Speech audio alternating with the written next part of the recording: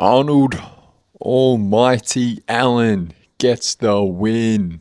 Let's go. Back in the win column. He defeats Marquezel Costa by decision, dominant decision, 50-45 on two judges' scorecards.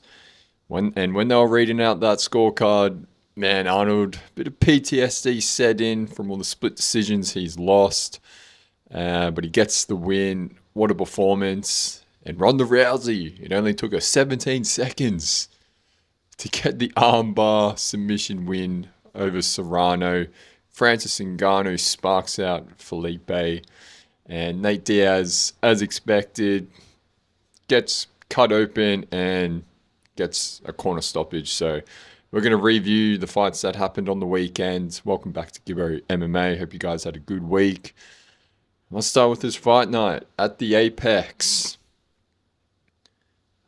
And we'll also cover, the return of the Mac, Conor McGregor. 5 years out of the cage. He versus, in rematches, Max Holloway. After 13 years ago, they fought. So we'll break down your International Fight Week as well. Yeah, quite an interesting day yesterday in the MMA world. But Arnold Allen, my boy, I think this shirt's probably 2 years old now.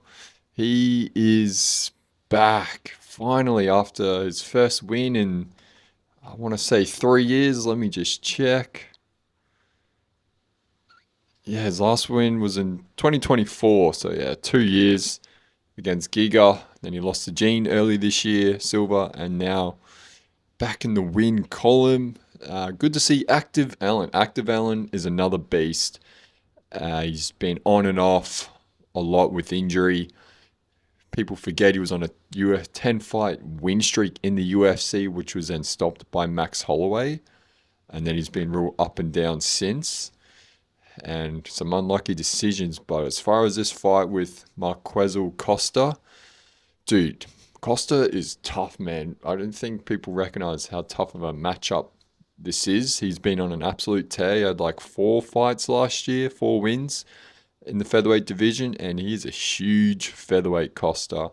And Allen beat him on the feet, beat him on the ground. I was a little bit nervous when Allen went on the ground with him because Costa, he's pretty crafty there as well.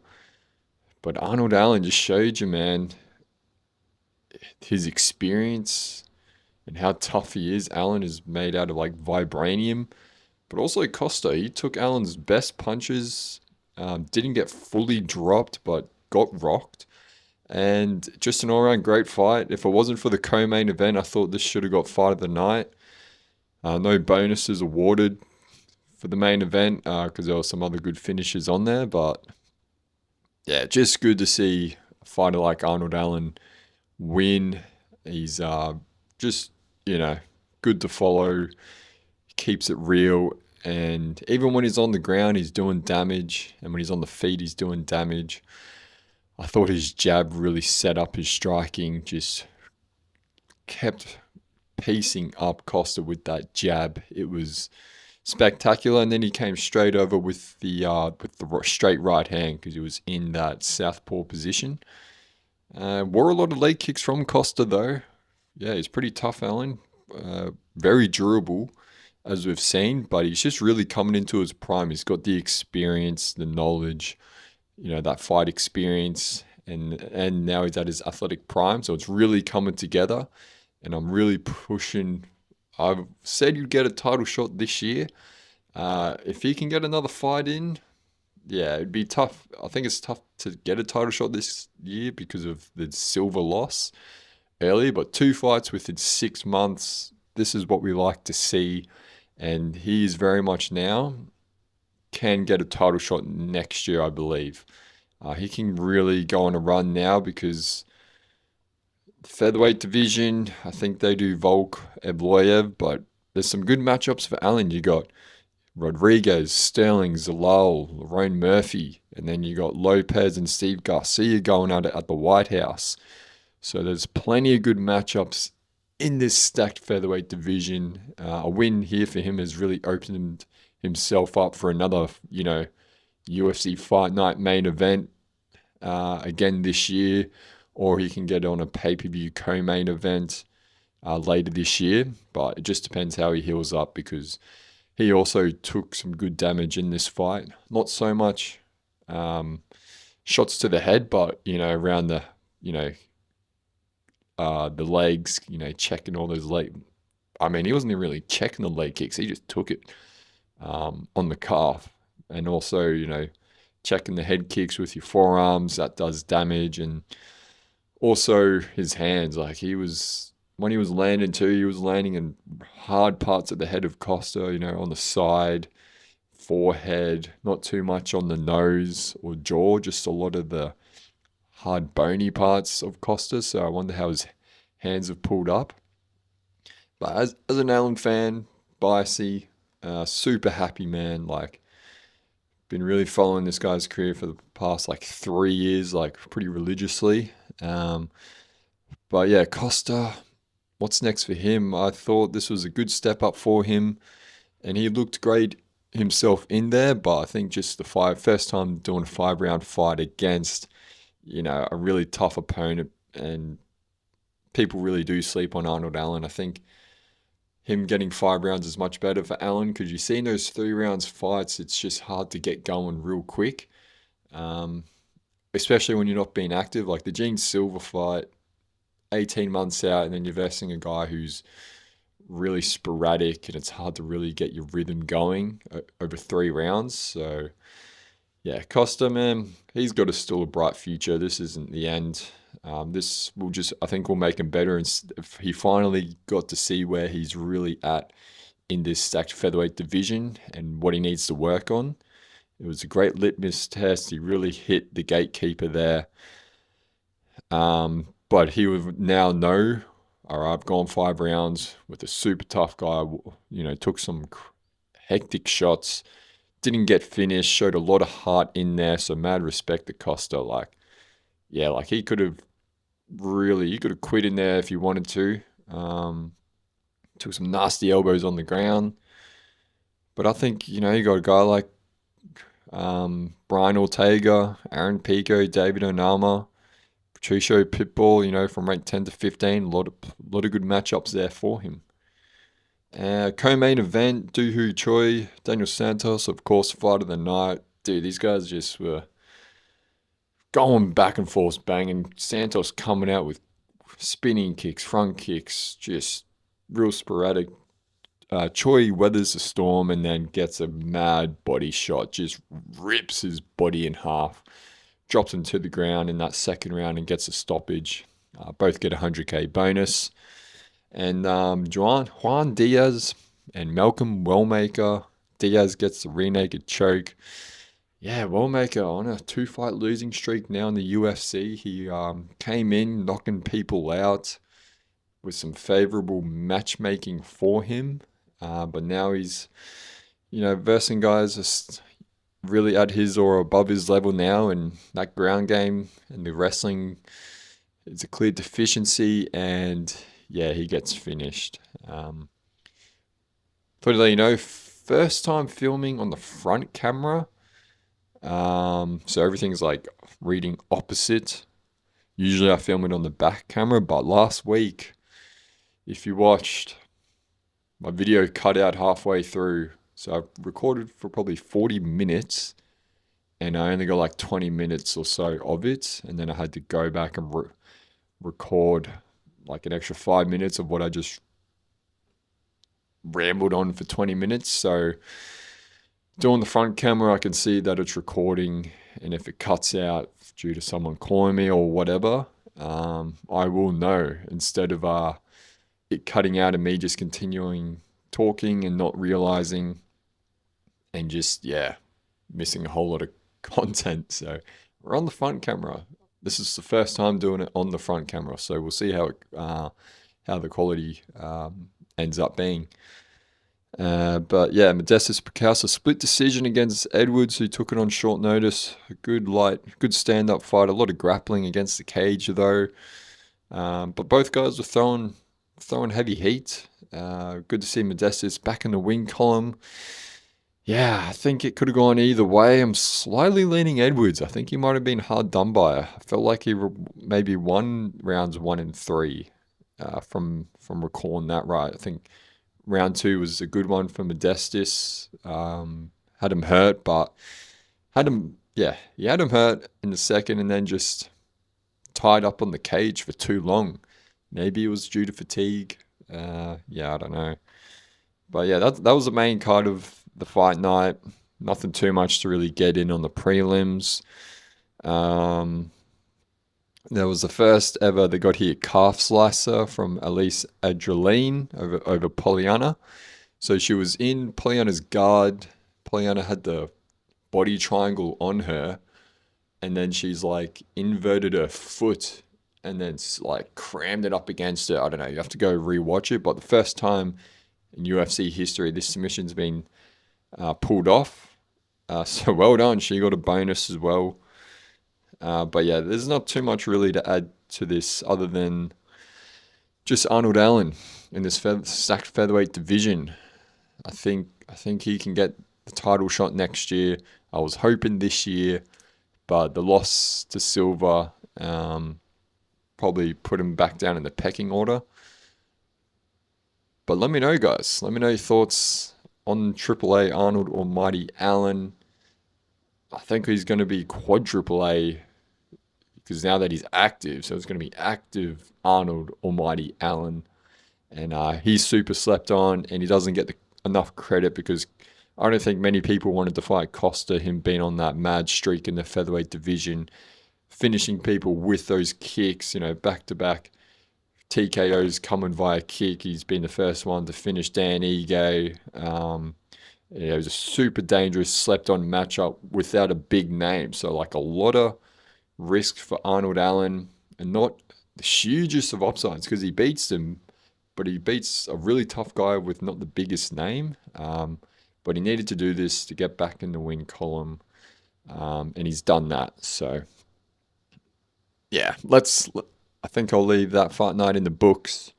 We've got a week off UFC. Figueiredo versus, who is it? Yeah, Song Yadong in Macau is in 2 weeks' time. So we get a week off UFC. And yeah, we had a good run. But let's move on to Ronda Rousey versus Gina Carano on Netflix MVP event. And oh my goodness. I didn't watch the last. I didn't. The only fight I watched live was Francis Ngannou. The other two end fights I didn't watch live. I went back and watched the replay because I was on a boat fishing, and I was like, I'm not gonna waste my time watching those live because I already knew what was gonna happen. I already knew one of those guys, Diaz and Mike Perry, the most scar tissue in MMA, is gonna get finished via doctor stoppage. It ended up being corner stoppage. They didn't even bother getting the doctor in and looking. So Nate Diaz loses. So at the end of the second round, corner stoppage, he was all cut up. Yeah, Mike Perry gets the win. And yeah, I believe Perry just being the more active guy, even though it's been a bare knuckle, he's been actively competing. Diaz, he hadn't fought since maybe it was a Nate Diaz the Jake Paul fight. Sorry, Jorge Masvidal fight, which was 2 years ago. And he hadn't fought MMA since 2022, so 4 years. Yeah, Nate Diaz just wears so much damage, takes a lot of shots, tries to get himself going a bit later when his opponents are tired, but you can't do that anymore when as soon as a flick of a finger on your face, you're getting cut open. He's not really defensively minded, and he needs to be more defensively minded because he just gets cut open. And yeah, that's another big fight where he has had to discontinue due to cuts, like the Jorge Masvidal BMF title fight was really starting to cook, and doctor stoppage due to the cuts. So yeah, a bit disappointing, but not surprised. Yeah, not surprised at all. And then Ronda Rousey, 17-second armbar.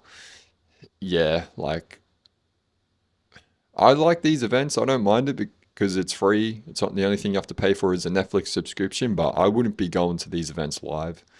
Um, yeah, I just can't be sold on two 40-year-old women who haven't fought in one in 17 years and the other one in 10 plus years. Um, yeah, so they did well to get hype around it. I mean, all they talked about was the UFC, and Ronda Rousey gets full mount in 15 seconds and uses the other 2 seconds to lock in the armbar and for Gina to tap. Yeah, not surprised. When I watched the replay again, I was like, my goodness, like it's funny how fans sometimes get fooled or I mean, they just gotta be smarter. Like, how did you not know this was gonna happen? And Gina, like who's throwing an inside leg kick to a person who's trying to take you down? The first thing you do when someone's coming towards you is throwing an inside leg kick. Like, what is that gonna do? And that is why she got taken down. Throws an inside leg kick to Rousey. I mean, throw it out the head at least.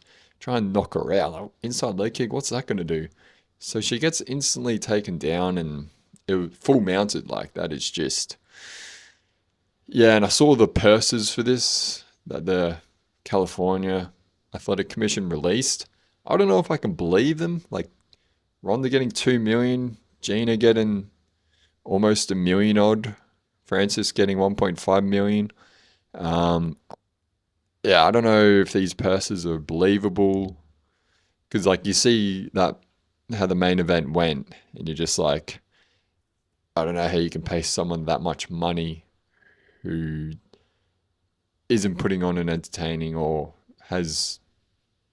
Yeah, I just well done to the promoters or whatever to be able to sell this fight.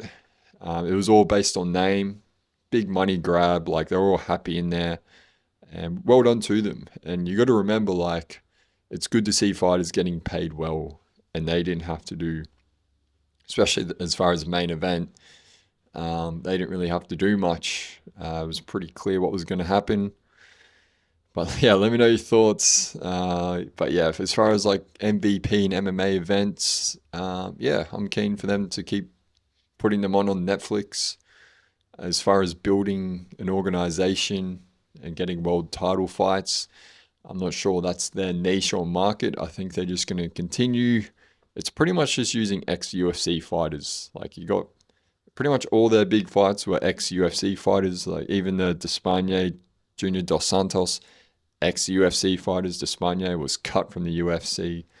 Yeah, they're just using retired ex UFC fighters. The only person there that is like active, sort of active, was Francis Ngannou. But if you want to create a promotion around just putting on big name ex UFC fighters, go ahead. But again, like, yeah, they talk a lot of smack about the UFC, and it's like, well, why don't you put on a whole card that doesn't involve one UFC fighter and using their name that they built from the UFC?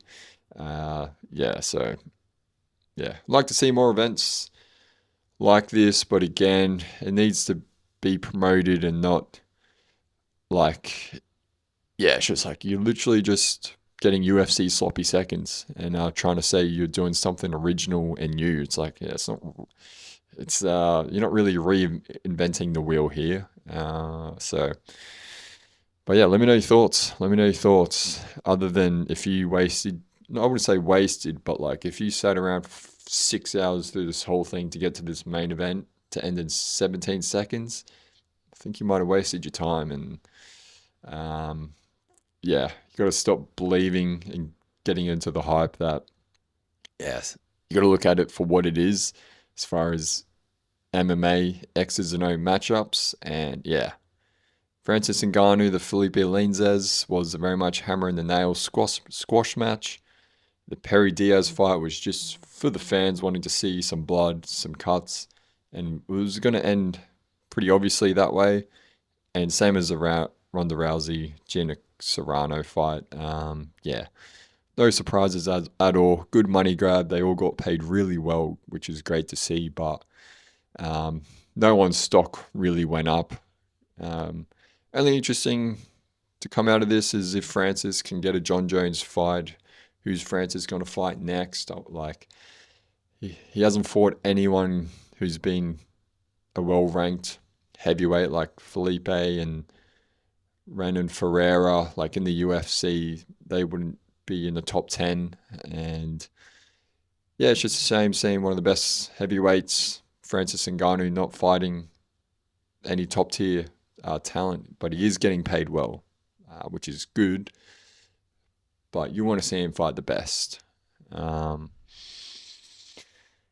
Yeah, not too much to add other than just I ain't surprised. And oh yeah, so this will roll into the International Fight Week. So during Francis Ngannou's walkout, Dana White went live or something and announced the International Fight Week card, UFC 329. The return of Conor McGregor. He faces Max Holloway at welterweight, headlining International Fight Week. So they announced this during Francis Ngannou's walkout. And man, it is just so funny. Like Dana you can see he doesn't like Francis Ngannou. Bit of pettiness, but just just a troll. Just so funny. During Francis's walkout, like out of the time you could have announced this, you could have waited until after the Arnold Allen fight or even after the Ronda fight, announce it.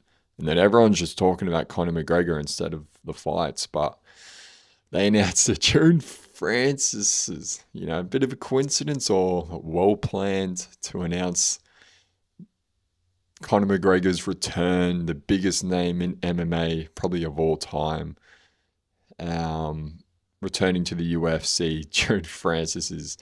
And if you don't know the Francis Dana beef, then you got a bit on catching up to. But for those who do, I think you know quite well this is very much well planned and a little bit of a dig at Francis to try and get attention away from his fight and also this card. But let's get into the UFC 329 International Fight Week.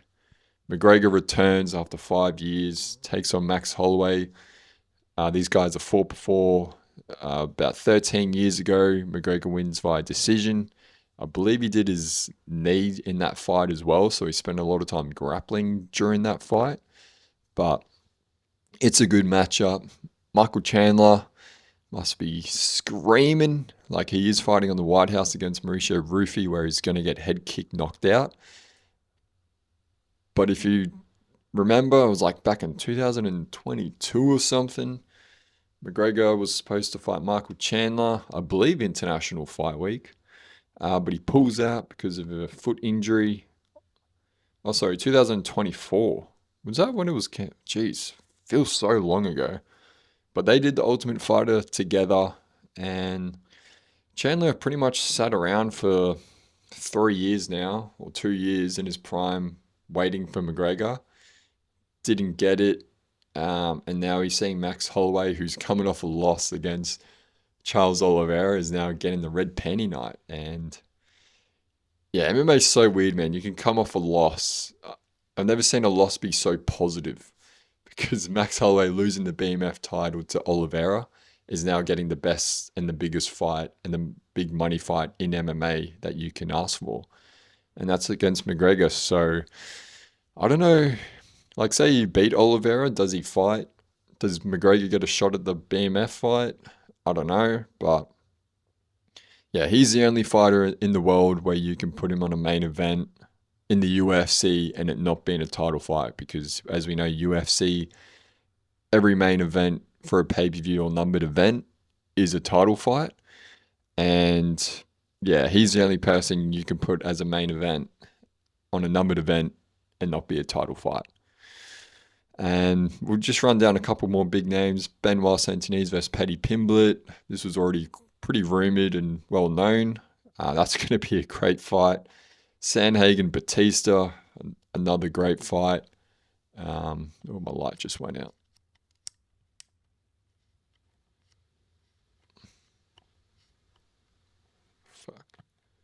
Hold up.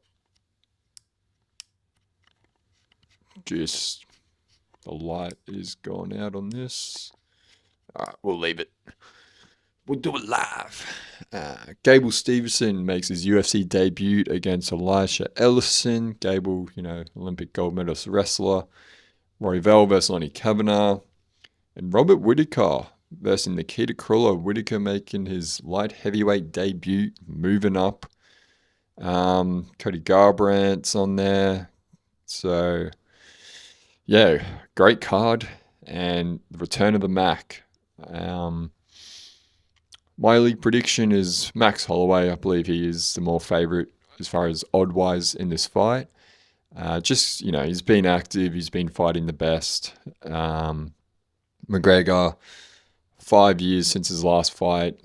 Broken leg against Poirier when he last fought. You don't know what he's been like since then. He's put on, he's bulked up, he's had to trim down. This fight is at welterweight. 5-round fight. I think he's only got a good 3 rounds in him. Going the distance for him won't be good. And as we know, you got to be active in there. Even during COVID, when he came back and fought Dustin Poirier, when he got finished, he was saying just not being active was like the biggest contributor to my losses is not being active. Even when he fought Khabib, he wasn't active. He did the boxing thing, but he was away from the octagon for 2 years, essentially. But when he was active, he was unstoppable. Double champ, simultaneous champ. Max Holloway at welterweight, I think he will very much enjoy this, being the taller guy and then not being able to have to cut as much. But I think as we know, Max can be finished now. He can be rocked and slept, as you saw with Poirier. And McGregor, he's got that lightning left hand. Him at welterweight, super powerful. But he's just got to be careful not to gas out. But we'll obviously preview this when the time comes around, July 11th, in a couple months' time. But I'm pretty much just finally, I wasn't super stoked or excited. I was kind of just finally we can stop hearing the same questions to Dana White at press conferences. So, any news update on McGregor's return? Have you got a deal sorted? Do you know what McGregor's up to? Finally it's booked. But I won't believe it's going to happen until McGregor steps in that octagon, because we saw it with the Chandler fight. Right up until the week or 2 weeks out, it got pulled. So I ain't believing his return fully believing until he steps in that octagon. Because who knows what can happen between now and then. And but it's good to see McGregor back, because he's been out of the sport for 5 years now and is still one of the most talked about people. And so credit to him, and it just shows you how big of a name he is, how much of a success he is inside the octagon. And he has a lot of success outside the octagon, but also there's been a lot of controversy, the lawsuits, getting himself into trouble. But these fighters are different. They live a very different life. They're very different people. And he's a very special case. And it's a shame that he's 5 years out. Oh, sorry, is it 5 years out? Hold on, I might be overdoing it here. Yeah, 5 years out. Oh my goodness, 2021 was the last time he fought. And he was in his physical prime then, because he's now aged 37. So when he was fighting, he was in his physical prime. 32, 33 years old, physical prime, against the Poirier fights. He was looking good in the third fight with Poirier before he broke his leg. I felt like that was the best shape he's ever been in. But obviously, going into that fight, he shouldn't have stepped in the octagon. If you watch McGregor on Netflix series, He's literally in there getting scans showing he's got like stretch fractures and he's training with his legs taped up or whatever. Like he shouldn't have been in there fighting. It was like bound to happen, but he's never pulled out of a fight until the Michael Chandler um, one. So yeah, but him, 37 years old, coming off a 5 year layoff, coming in too welterweight. It's a good fight for him to get because it's going to be more striking. He's not going to have to worry too much about the wrestling. But Holloway, his volume, his cardio, just might outdo him here. But let me know your thoughts on this return of the Mac and early predictions. And yeah, that's about it, guys. Like we got a week off UFC. The White House is in a month's time. They released the White House kits. Man, it looked like an old Windows screensaver on their pants and shirt, like the patterns. And there was a lot of American colors, which I understand. But you got people from Spain, from France, like Brazil, Mexico, like fighting on this card. And yeah, it felt weird seeing Taporia in those fight shorts. Like, where's that El Matador Spanish red? Which, yeah, it was pretty rank, to be honest. It looks good, say, like on a Chandler or whatever, like on an American Justin Gagey, but for these other guys, it just took away what personal brand that they have, and again, put him in the copy and paste, just standard plain Reebok Venom uniform. And then once we finally started getting fighters being able to get some sort of customization, you're like, all right, there's a bit of personalization here. And I know it's a one-off, but man, it looked trash. And some of the fighters weren't too happy. And Pereira at heavyweight, whoo, man is squatting or what? Jeez. But yeah, as far as bit of rankings update, like Volkanovski is top three pound for pound. What a comeback!